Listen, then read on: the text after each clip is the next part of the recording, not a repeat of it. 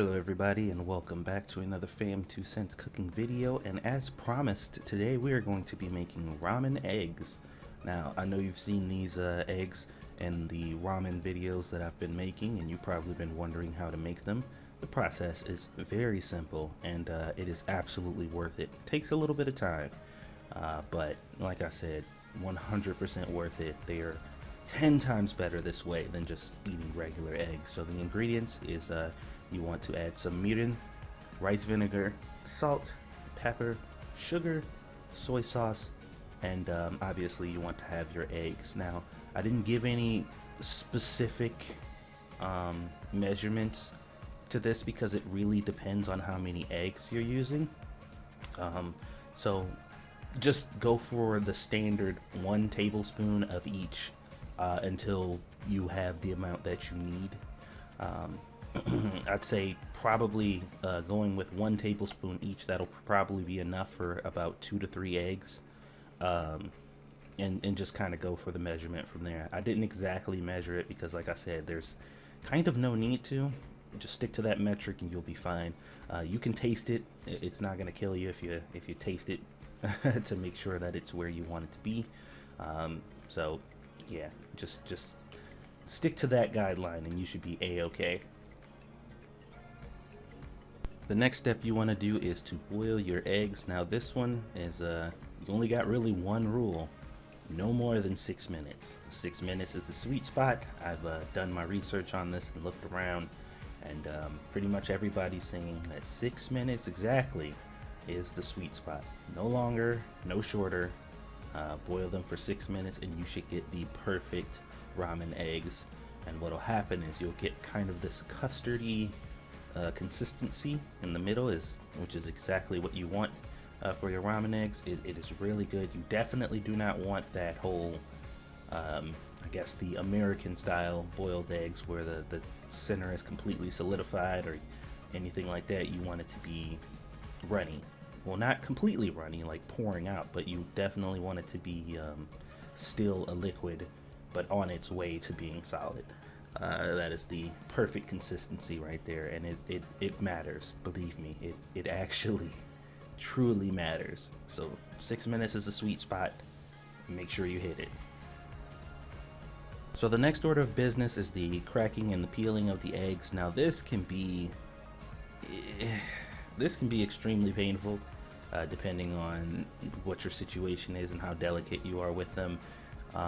There are a lot of methods you can take ahead of time to ensure that these are easier to peel.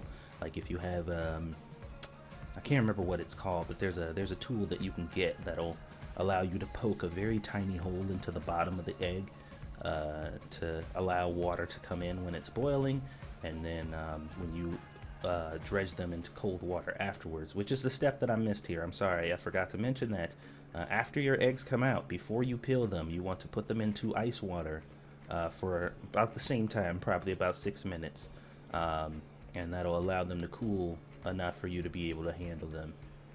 So back to the peeling. Like I said, if you poke a hole in the bottom during the boiling process, the water will enter, and the boiling will separate the kind of membrane from the hard shell of the egg itself, and apparently it'll be easier to peel. I don't have that tool, or I didn't have anything small and sharp enough to do that. So for now, what I'm doing is I'm taking a butter knife and I'm just very lightly tapping the egg all around it, hitting every single spot that I possibly can and making sure there are cracks around the entire thing. And this is making it easier to peel for me. People have lots of different ways to peel eggs. Boiled eggs, you really want to be careful. These are going to be a little more delicate than ones that you're probably used to. So whatever method works for you, if you have the tool, you can do the little poke, the teeny tiny little hole in the bottom. If not, just do whatever works for you, because I didn't have too much trouble, but it's still a pain in the butt sometimes. Alright, the next order of business is to store your eggs. Some people use like airtight containers or something like that. I like to use a Ziploc bag. These work the best for me, and they're a bit more convenient. So you take your eggs, you put them into the bag individually, and like I said, handle with care. They are very soft and delicate. And what you do is you zip the bag all the way across like you're getting ready to seal it completely, but you don't seal it all the way. And you just push the bag down and allow the liquid to rise in the bag and the air to leave the bag until you get as much air out as you can, almost until the liquid is about to push out of the bag, and then you finally close it and seal it.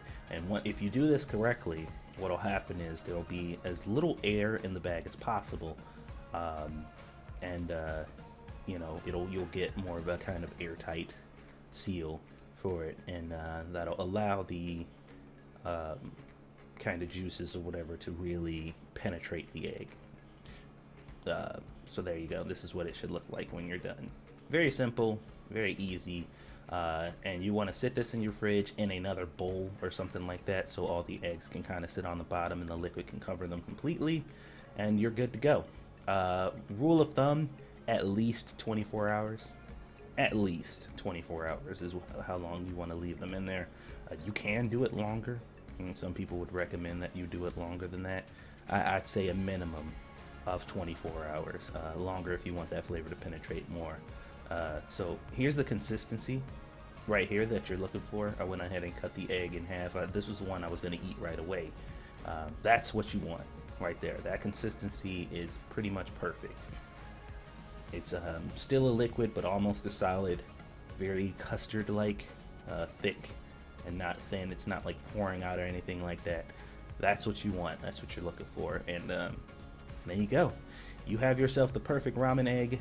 I'm going to show you guys what they look like after they come out the fridge in a moment here, but I just took this egg and I actually put it in the, that egg went into the katsu ramen that I made, which is why it wasn't all brown. You guys will see the difference.